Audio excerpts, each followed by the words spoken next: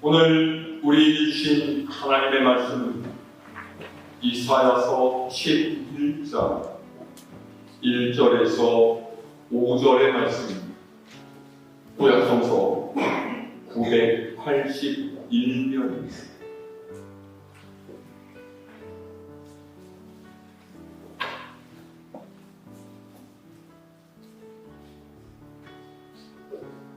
봉독하겠습니다. 이새의 줄기에서 한 싹이 나며 그 뿌리에서 한 가지가 나서 결실할 것이요 그의 위에 여호와의 영 곧 지혜와 총명의 영이요 모략과 재능의 영이요 지식과 여호와를 경외하는 영이 강림하시니 그가 여호와를 경외함으로 즐거움을 삼을 것이니 그의 눈에 보이는 대로 심판하지 아니하며 그의 귀에 들리는 대로 판단하지 아니하며 공의로 가난한 자를 심판하며 정직으로 세상의 겸손한 자를 판단할 것이며 그의 입의 막대기로 세상을 치며 그의 입술의 기운으로 악인을 죽일 것이며 공의로 그의 허리띠를 삼으며 성실로 그의 몸의 띠를 삼으리라. 아멘.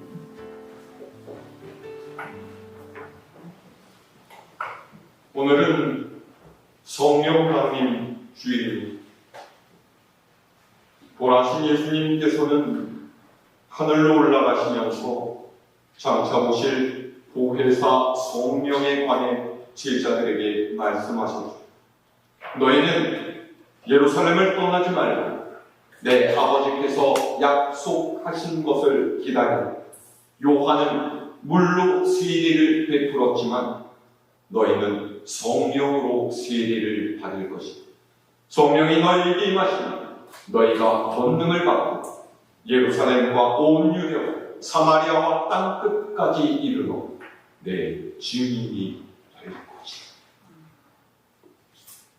예수님의 이 말씀에 따라 11제자와 예수님을 따르던 믿음의 사람들이 한 곳에 모여서 성령께서 오시기를 기다렸습니다.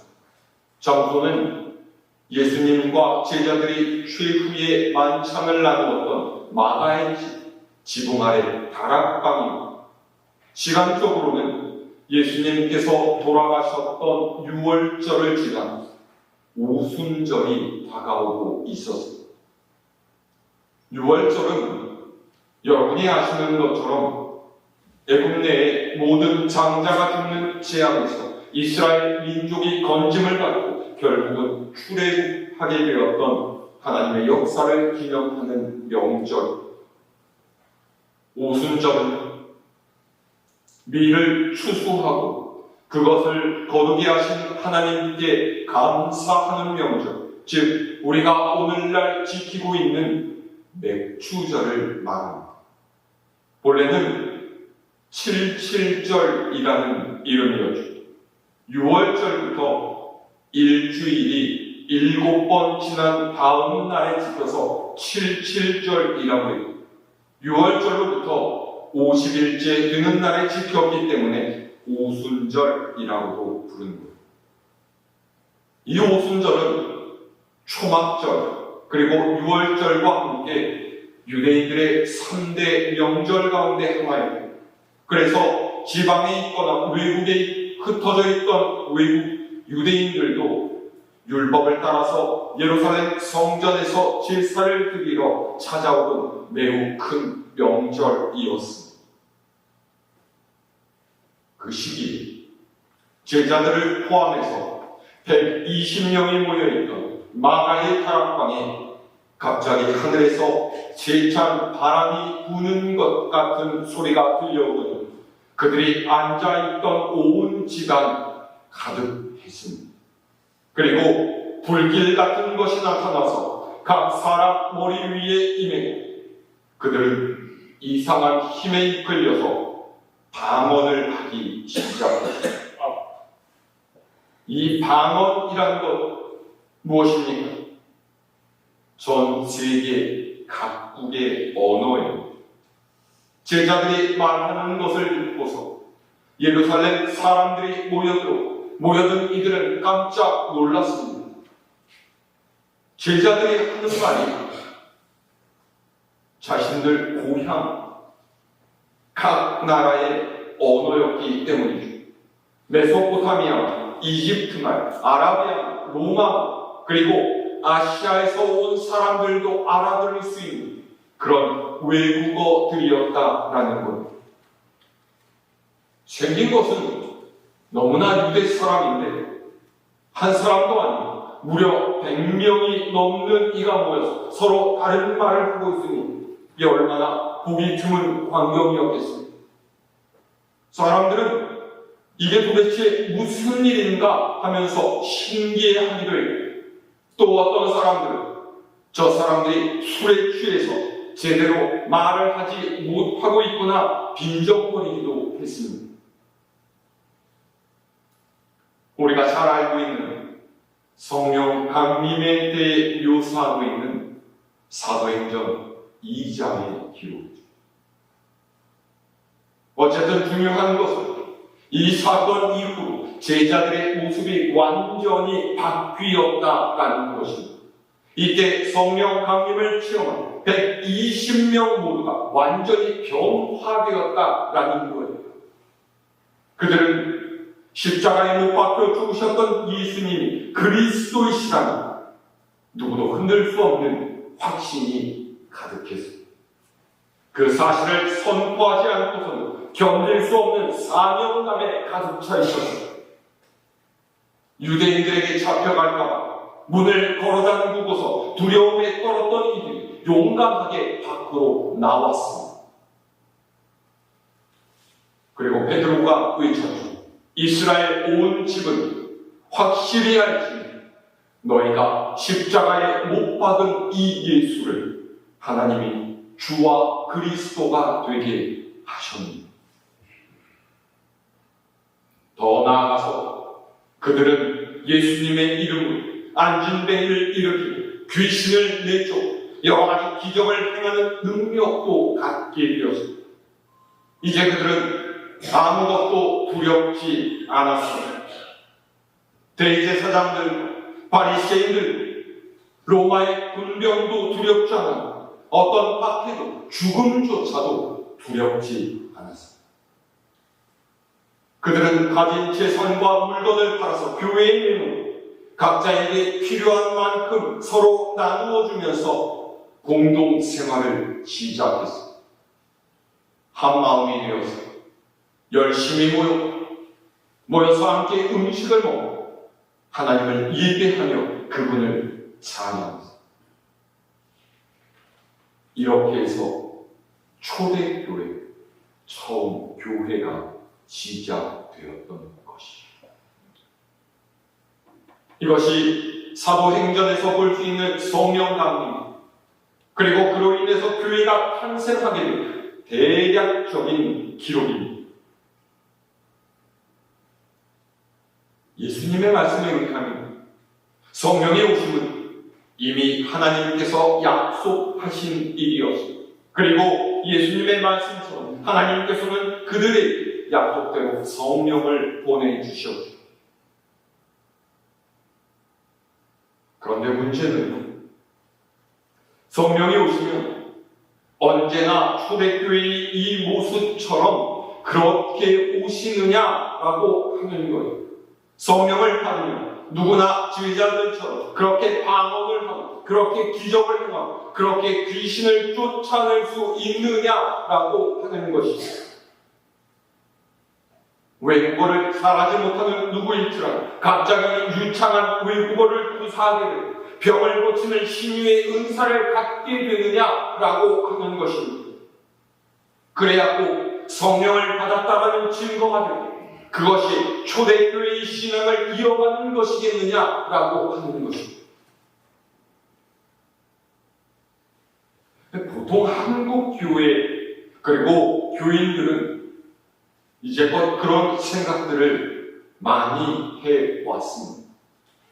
그렇게 믿기에 많은 그리스도인들이 기도원이나 산에 가서 성령 받기를 기도하고 성령을 받아서 방언이라든지 병 고침의 은사를 갖게 되기를 원해왔던 거죠. 또 그런 은사를 받지 못하는 교인들은 늘 자신의 믿음이 잘못된 것은 아닌지 불안해요. 아무리 말씀을 읽고 기도하며 교회에 열심히 봉사해도 방언이라든지 예언을 할 수 없으니 내가 성령을 받았는지 안 받았는지 확신을 가질 수 없어 한다.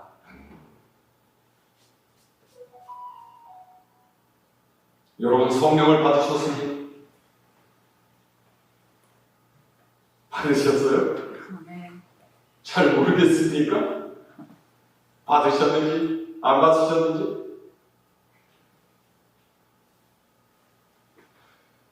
누가 성령을 받은 사람이냐? 성령을 받은 사람은 무엇이 다르냐? 어떤 것으로 성령을 받았다라고 하는 증거를 삼을 수 있느냐? 라고 질문을 한다면 수많은 답변들이 존재할 거예요. 우리가 흔히 생각하듯이 방언을 하고 환상을 보고 치유의 능력을 갖는 것 외에 성령을 받은 사람은 기도하는 사람이고 말씀을 따라 사는 사람이고 늘 기뻐하고 감사하는 사람이고 남을 용서할 줄 아는 사람이고 이웃을 돕는 사람이고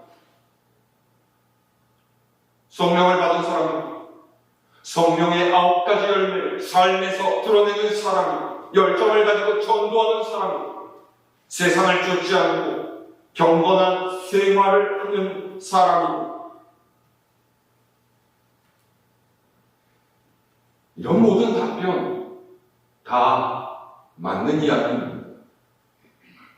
그런데 사실 밖으로 드러나는 그 무엇보다 우선적으로 고려되어야 되는 것은 내면적이고 기초적인 우리의 신앙 고백이라는 것. 고린도전서 2장에서 사도 바울은 지혜에 관해서 이야기해요. 그리고 이 지혜를 두 가지로 나누고 있어요. 하나는 하나님께서 우리에게 주시는 지혜이고 다른 하나는 이 세상의 지혜, 멸망할 통치자들의 지혜라고 합니다. 예수님을 믿는 우리는 하나님께서 주시는 지혜를 성령을 통해서 이해하고 받아들이지만 영적이지 못한 사람은 그것을 받아들이지 못하고 어리석은 것이라고 생각합니다. 그 지혜가 무엇입니까? 사람이 보기에 너무나 무기력한 십자가에 달려 돌아가신 예수님을 나의 구원자, 구세주로 고백하는 것입니다. 세상에 똑똑하다는 사람들, 많이 배웠다는 사람들, 권세와 명예와 힘을 가지고 높은 자리에 앉아있던 이들이 못 박아 죽인 그 예수가 나의 주, 그리스도시라는 고백이 바로 하나님께서 우리에게 주신 지혜입니다. 로마 황제가 거느렸던 수많은 신하와 군사도 없었고 솔로몬 왕이 가졌던 많은 황금과 보물도 없었고 그저 마국간에서 초라하게 태어나서 세상에서 죄인이라 손가락질을 받던 사람들과 함께하사 죄인의 형틀인 십자가에 달려 돌아가신 그 예수를 나의 주님이라고 고백하는 이 믿음. 세상의 법과 지혜를 쫓아 사는 사람들, 어리석고 모자란 생각이라 이야기하는 이 믿음. 아무리 공부를 많이 하고 수십 년간 돌을 닦더라도 성령에 감동받지 않고서는 얻을 수 없는 이 믿음, 이 고백이 바로 하나님께서 우리에게 주신 지혜이고 성령을 받은 증거라는 말입니다.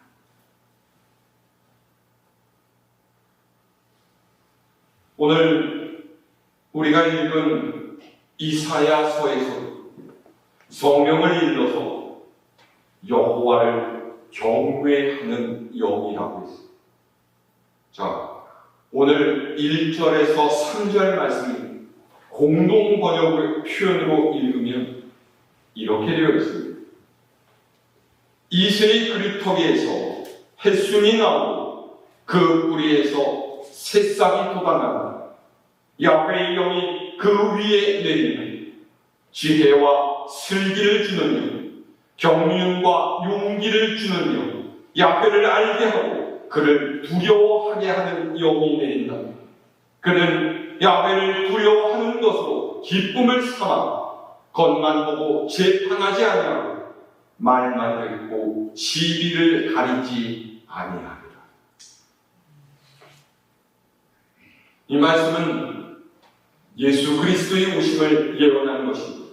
장차 오실 예수님이 어떤 분이시며 하나님의 영에 감동된 분이시며 하나님의 뜻을 행하는 분이시라는 거예요.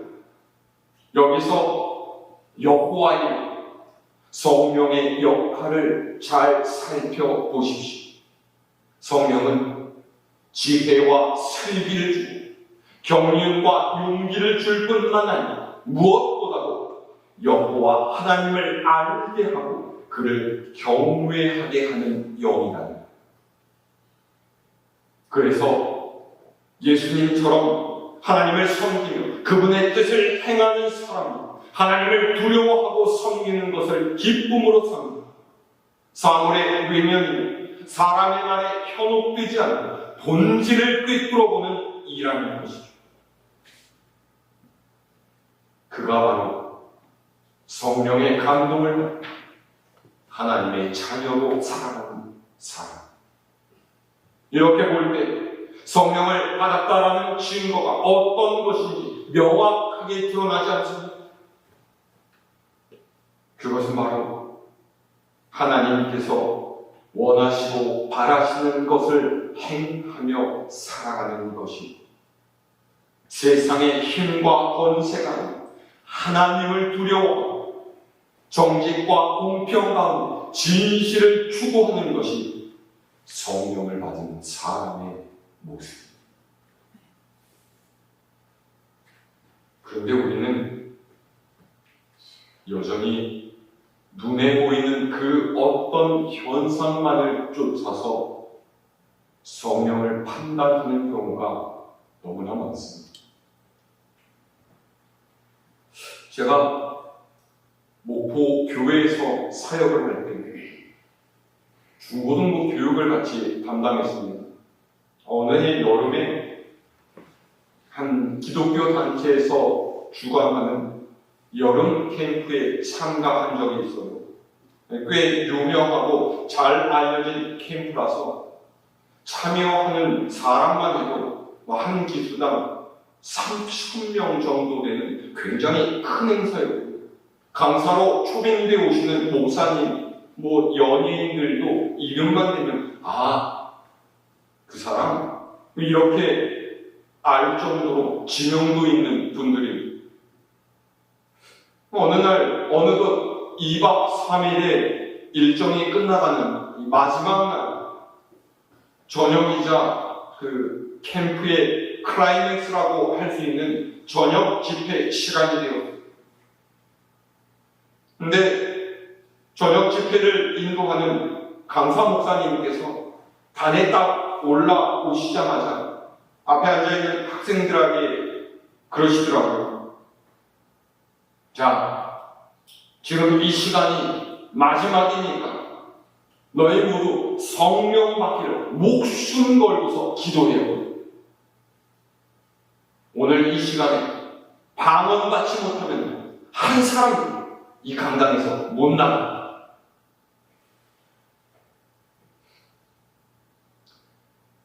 별로 수긍할 수 있는 말은 아니었는데 어쨌거나 열과 성을 다해서 하나님을 예배하자 이런 뜻이겠거니 하고 열심히 뜨겁게 있는 힘껏 기도를 했습니다. 그런데 거기 있는 모든 이들이 그래서 다 방언을 하게 됐을까요? 이런 일에 대해서 여러분은 어떻게 생각하십니까? 저는 그 목사님의 말씀이 잘못되었다라고 이야기하는 것이 아닌 옳은지 그른지는 저도 잘 모르겠어요. 사람마다 하나님을 섬기는 모양 각각 다를 뿐만 아니라 삶의 환경과 그에 따른 믿음의 선택 또한 일률적이지 않기 때문입니다. 그런데 중요한 것은 성령을 받은 것이 어떤 특별한 은사로 드러나는 것만은 아니라는 거예요. 성령을 받는다는 것은 내가 어떤 특별한 능력을 갖게 되고 놀라운 이적을 행할 수 있게 된다는 것과 동일시하는 우리의 생각 자체가 문제라고. 우리가 살고 있는 오늘날을 일컬어서 불확실성의 시대라고 합니다. 무슨 말이냐? 모든 것이 너무나 빠르게 바뀌는 이 변화의 세상에서 확실한 것은 아무것도 없다는 거예요. 자고 일어나면 유행이 바뀌고 관심사가 바뀌고 세상의 흐름이 바뀝니다. 그래서 사람들은 자신이 확인할 수 있는 증거를 원해요. 안심하고 어떤 결정을 내릴 수 있는 근거를 얻기를 바라죠. 어떤 방향으로 인생의 한 걸음을 내디뎌 갈 수 있는 분명한 이유를 갖고 싶어하고 자신의 결정이 틀리지 않았다라는 것을 인정받고 싶어합니다. 왜요?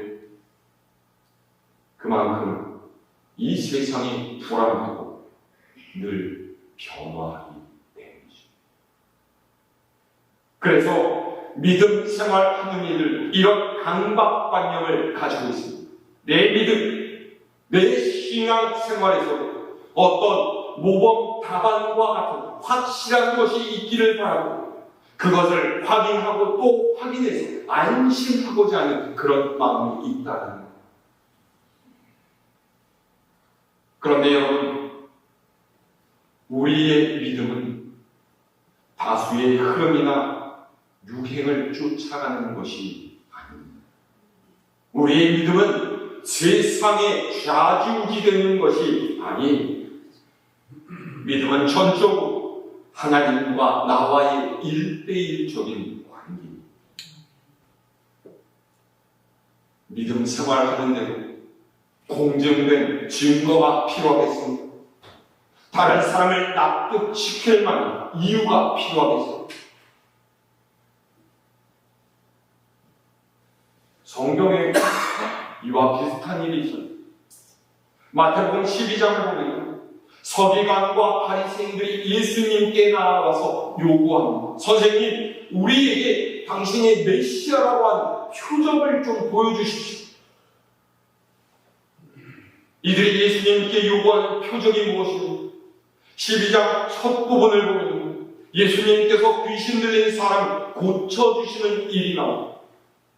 그것을 보고서 바리새인들이 아니 도대체 어떻게 저런 일이 있을 수가 있느냐? 저 사람이 귀신의 왕인 바알세불의 힘을 빌리지 않고서는 저렇게 귀신을 쫓아낼 수 없을 것이다. 그렇게 속은 것.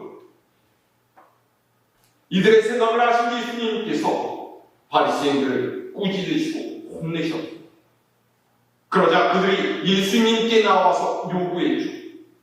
만약 당신이 진짜 귀신의 힘을 빌려서 그런 일을 행하지 않았다면, 당신이 하나님의 능력을 힘입어 그런 일을 한다면, 당신이 정말로 메시아라면은 그 증거를 우리에게 보여주십시오. 그래야만 우리가 믿겠습니다. 예수님께서 이들에게 뭐라고 대답하셨어요? 마태복음 12장 39절 말씀 이렇게 되어 있습니다. 예수께서 대답하여 이르시되 악하고 음란한 세대가 표적을 구하나 선지자 요나의 표적밖에는 보일 표적이 없느니라. 예수님께서 이 악하고 음란한 세대에게 요나의 표적밖에는 보일 것이 없다라고 말씀하셨습니다. 요나의 표적이라는 것이 무엇입니까? 여러분, 선지자 요나의 이야기를 아시잖아요. 하나님의 말씀에 순종해서 믿지 않는 이들에게 심판과 회개의 복음을 전해야만 하는 선지자가 하나님의 말씀을 따르지 않고 도망갔어요. 그래서 하나님께서는 이 요나를 억지로 잡아다가 물고기 뱃속에 집어넣기까지 하시면서 니느웨로 보내셨죠. 억지로 할 수 없이 이 일을 떠맡게 된 요나는 대충 하는 동만 니느웨의 복음을 전했지만은 니느웨 사람들은 그런 요나의 말을 듣고서 즉시 회개했습니다. 왕부터 성에 돌아다니는 강아지가 죄를 뒤집어쓰고 하나님께 용서를 구했다. 이렇게 기록합니다. 하나님께서 이런 니느웨 사람들의 모습을 보시고 그들을 향한 징벌을 멈추셨습니다. 그런데 이것을 보고서 요나가 어떻게 반응합니까? 그 숱하게 많은 영혼들이 회개하고 하나님께로 돌아온 것을 기뻐하는 것이 아니라 도리어 불평하면서 화를 내요. 왜요? 하나님께서 너무 무르시다는 거예요. 저런 이방놈들은 회개하게 할 필요도 없이 불벼락을 내려서 싹 없앴어야 된다는 거죠. 이런 요나에 하나님께서 뭐라고 말씀하십니까? 이 큰 성읍 니느웨 좌우를 분별하지 못하는 이가 12만 명이나 되는데 내가 어찌 이들을 아끼지 아니하냐. 네가 내 심정을 알지 못하느냐라고. 보십시오. 과연 누가 하나님의 뜻대로 행하는 사람인가? 저 악독한 이방 것들을 싹 없애야만 한다는 요나입니다. 아니면 설렁설렁 외친 요나의 메시지를 듣고 죄를 뒤집어쓰며 회개한 니느웨 사람입니다. 예수님께서 바리새인들에게 요나의 표적을 말씀하시는 이유는 너희의 믿음과 삶을 돌아보라는 거예요. 세상을 향한 하나님의 마음을 너희가 그 사랑을 품고 살아가고 있느냐라는 것이죠.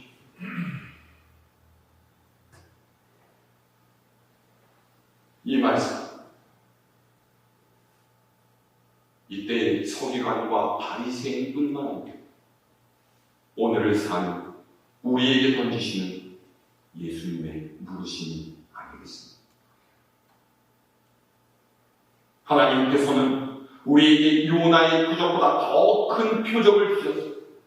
죄인된 우리, 영원히 죽을 수밖에 없는 우리를 대신해서 하나님께서는 그분의 외아들 예수님을 십자가에 죽게 하셨죠.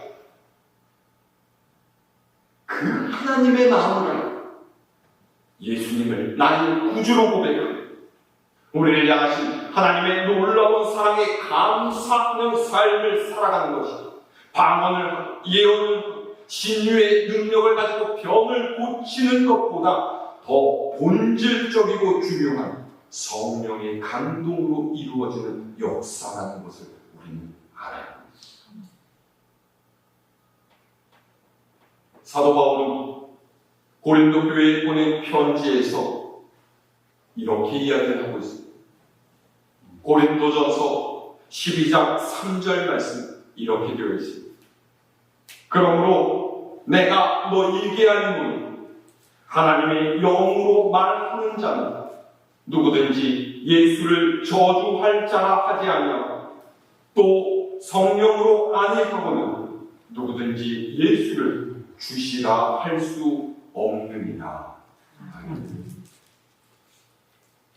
성령의 감동이 없이는 2000년 전 십자가에 달려 죽은 예수님을 나의 주님이라고 고백할 수가 없다라는 말입니다.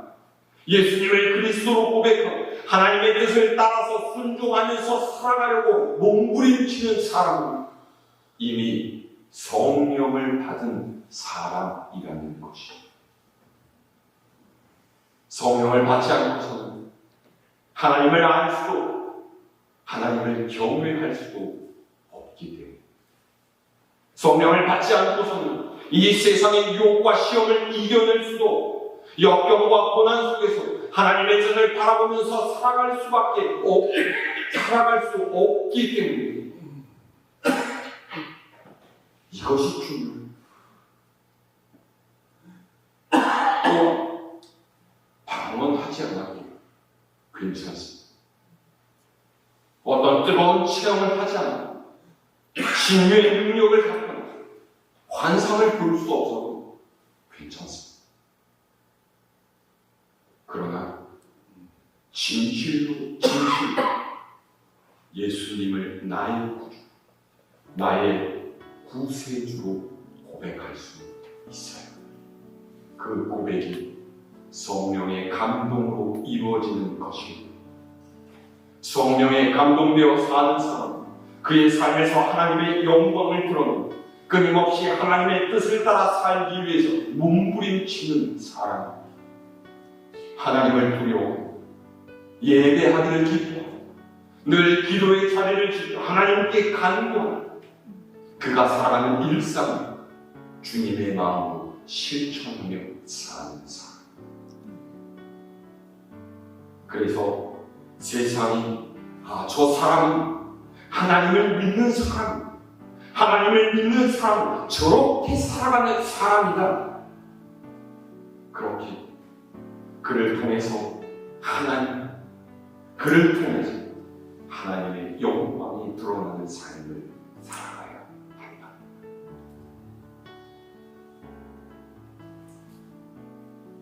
여러분 꼭 기억하시기를 바랍니다. 하나님을 향한 우리의 믿음, 예수님을 구주로 고백하는 우리의 신앙, 외면적으로 드러나는 그 어떤 현상들보다 본질적인 성령의 감동과 감화라는 것을 잊지 마시길 바랍니다. 또한 그 신앙 고백에 걸맞는 삶을 살기 위해서 성령께서 우리의 삶을 이끄시도록 기도하시길 바랍니다. 해마다 맞이하는 성령 강림 주일이지만 그저 아는 것에 그치고 마는 것이 아니라 우리의 삶에서 실질적인 성령의 능력을 발휘하기를 소망합니다. 이 한 주간도 성령 하나님의 인도를 따라 살아가는 여러분 모두가 될 수 있기를 우리 주님의 이름으로 축원합니다.